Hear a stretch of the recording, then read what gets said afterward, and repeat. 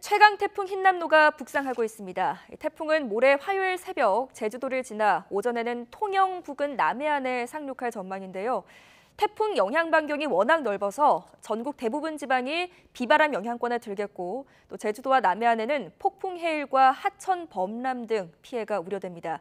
취재 기자와 함께 태풍 현황과 전망 자세히 알아보겠습니다. 문화생활과학부 정혜윤 기자 나와 있습니다. 어서 오세요. 네, 안녕하세요.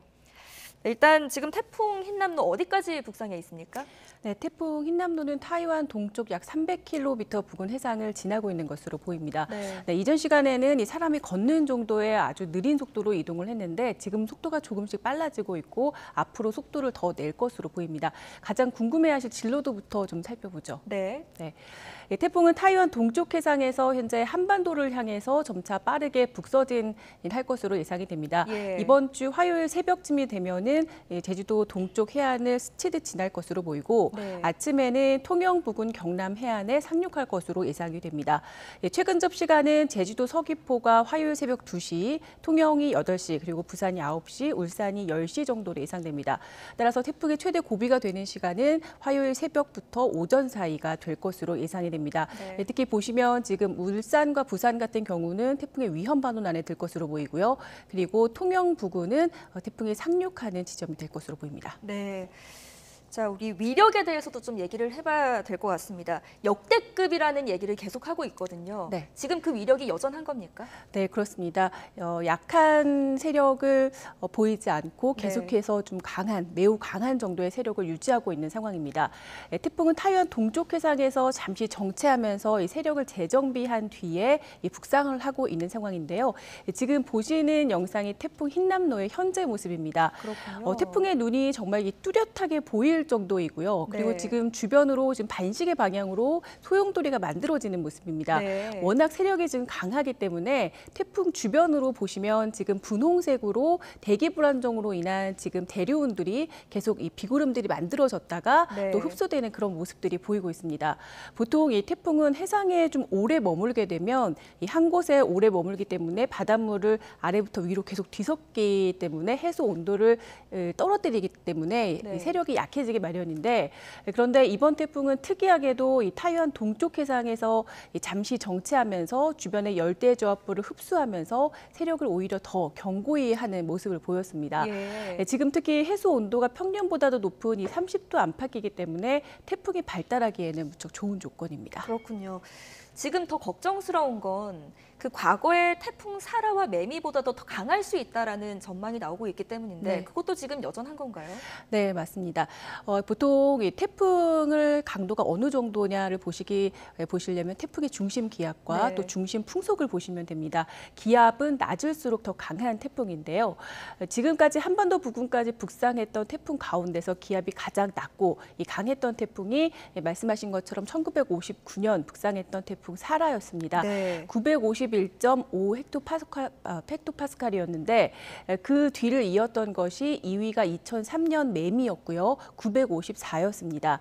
그리고 매미의 경우에는 지금 보시는 것처럼 초속 60m에 달하는 역대 1위 강풍 기록도 가지고 있습니다.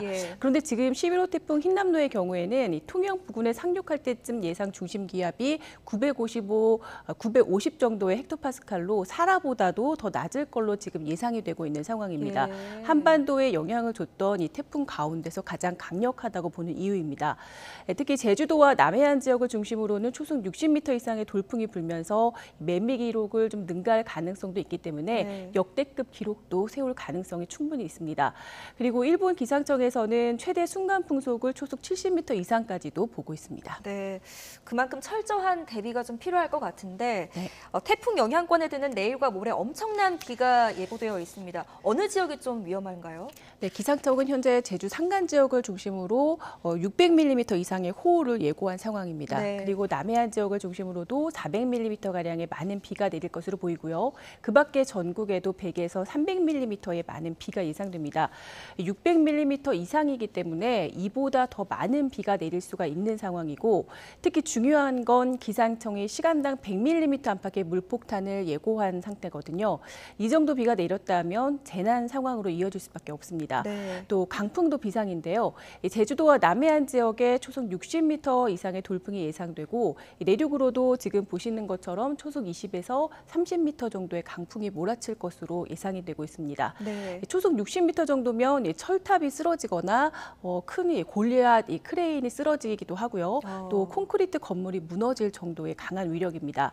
또 태풍과 거리가 다소 먼 수도권 지역에서도 초속 15m 이상의 강풍이 예상될 만큼 강한 위력을 지니고 있기 때문에 주변 점검을 철저히 해주셔야 되겠습니다. 네.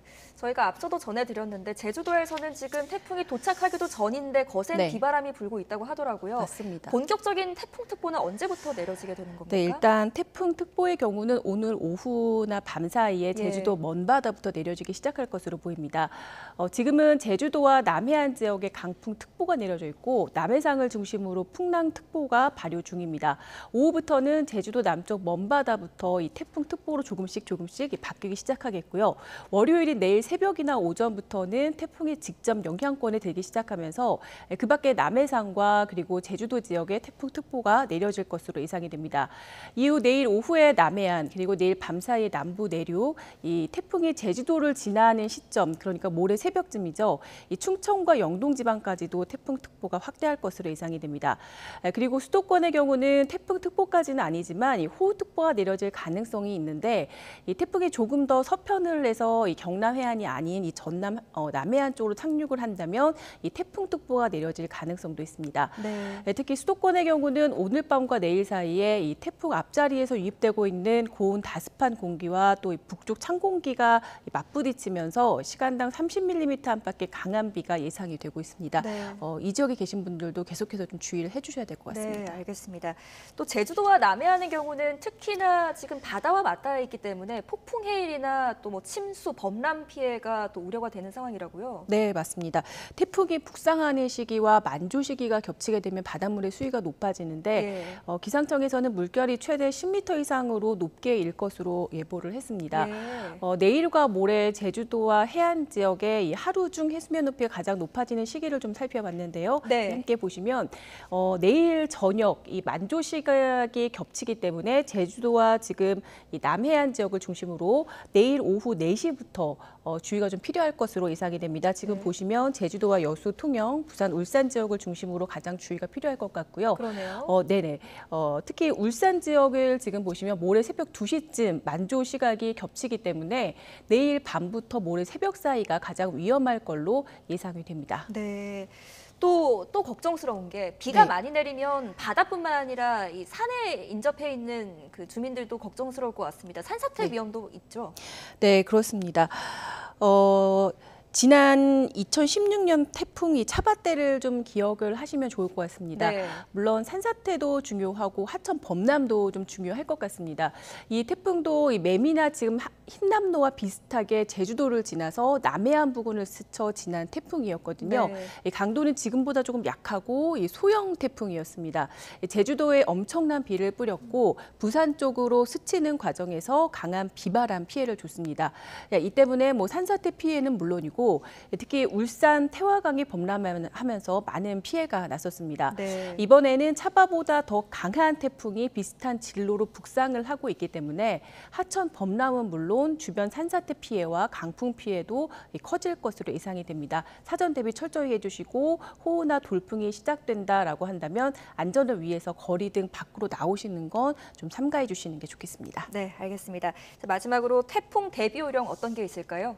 네, 먼저 태풍으로 인한 강풍을 좀 대비를 하신다 한다면 창문에 신문지나 테이프를 많이 붙이시잖아요.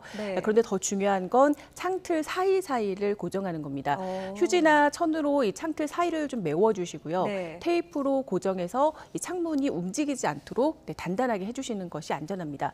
또 요즘 비가 단시간에 많이 내리는 경우가 많기 때문에 침수 피해도 주의를 좀 해주셔야 되는데 차량 운전 시 많은 비로 좀 물이 차오를 경우에 이 물이 바퀴 절반 절반 이상이 차오르게 되면 위험합니다. 이때는 차를 한쪽으로 세우신 뒤에 시동을 끄고 차 키를 차 안에 둔 채 일단 대피를 하셔야 합니다. 네. 또 산사태 위험 지역이라면 전조 증상을 좀 미리 알아두시면 좋을 것 같은데요. 산사태의 경우에 발생 직전 몇 가지 징후가 좀 나타납니다.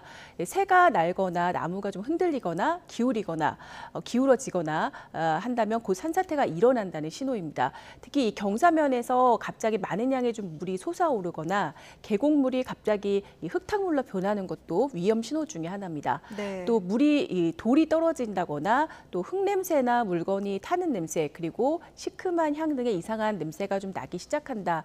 이런 상황이 좀 발생한다면 산사태를 좀 의심해 보시면 좋을 것 같습니다.